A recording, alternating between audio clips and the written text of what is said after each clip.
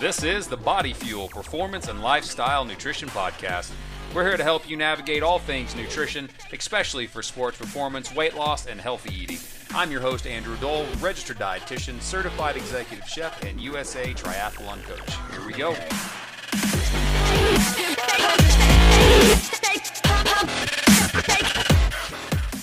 Here we go indeed. Andrew Dole with Body Fuel here. Today we're talking about post-workout hydration. Thank you for listening on SoundCloud or watching us on YouTube.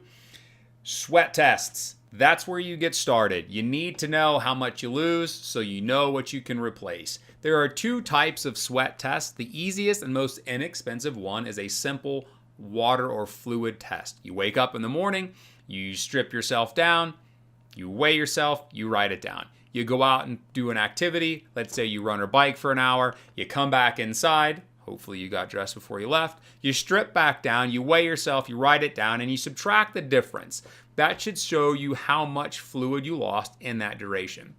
Now, given the time of the year, whether it's hot or cold, you'll lose a little more or a little less water. But if you do a couple of these tests throughout the year, it gives you a really good idea of how much fluid you should drink, let's say when it's 70 or 80 degrees in the summertime, or when it's 35 or 40 degrees into winter, so you don't overconsume or underconsume at different times of the year.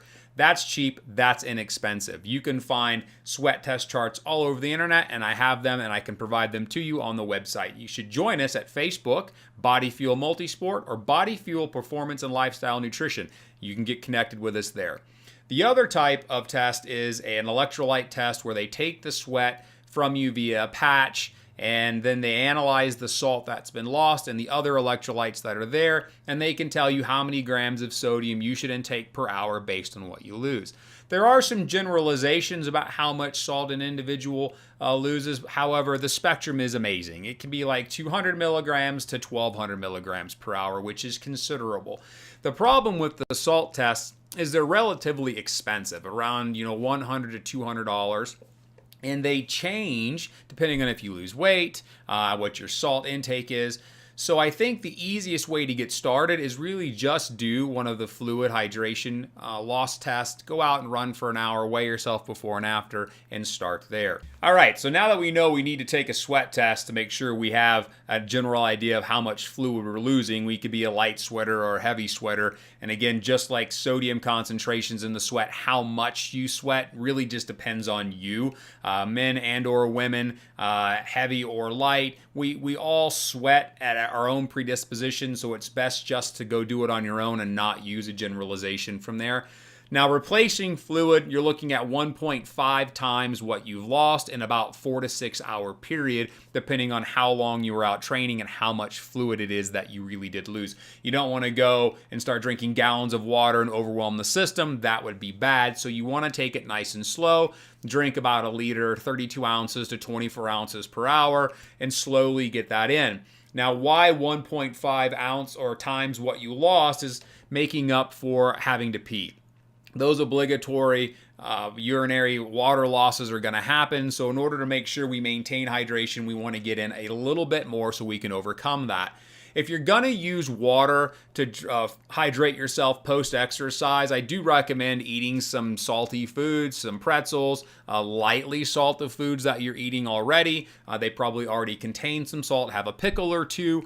The salt actually helps retain the fluid, and I do recommend eating regularly throughout the day, especially carbohydrates, because both of those will help the gastric emptying rate. So on an empty stomach, our fluid in our belly is not going to get through into our intestines and hydrate us at the most optimal speed. So eating a little bit of food, some carbohydrates, get a little bit of salt in there, and drinking water will help immensely. Now, if you do sweat a ton and you notice that you're really gritty on your skin, you need some extra salt, you think you might need some electrolytes to get in you, I do recommend a 0-calorie formula, a non-caloric drink. So don't go get a Gatorade or your EFS or your Infinite or your Tailwind or any of those really high powered. If you drink it, you also get sugar and electrolytes.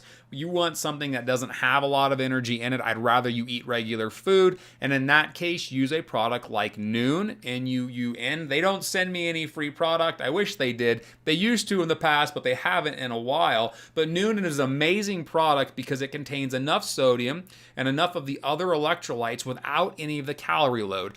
And it's carbonated, so it's not like drinking regular water, which you can get tired of. And I don't know about you, but post-exercise, a beer sounds really fabulous. I think it's mostly because I'm looking for something cold and carbonated, and the Noon will do that. So we've got the water replaced. We know how much we should be putting in because we took the sweat test. We know 1.5 times what we lost. We know we should eat some salty foods. We know that if we don't eat salty foods or we need some more electrolytes to use a non-caloric formula like Noon. What's the last thing I want to tell you? If you're going for more than 2 hours plus, water on you, not in you. And the reason why is because we do not want to create a situation for hyponatremia. Drinking in plain water does not replenish or replace sodium or electrolytes. Now, if you're eating a lot of food or you're taking salt tablets, sure, plain water is fine, but that's not the most efficient or best way to hydrate yourself during a very long event or a training session. We can talk about that in another podcast, but right now, just remember at 2+ hours, I would recommend water on you, not in you, and that you utilize a hydration drink or a sports drink with calories and electrolytes to fuel and hydrate yourself for those long periods of time. All right, fantastic. I hope that you will subscribe to YouTube on our channel, or you'll check us out on SoundCloud. You'll join us on Facebook, or we'll go to our website at www.bodyfuelspn.com. This is Andrew signing out. Thanks.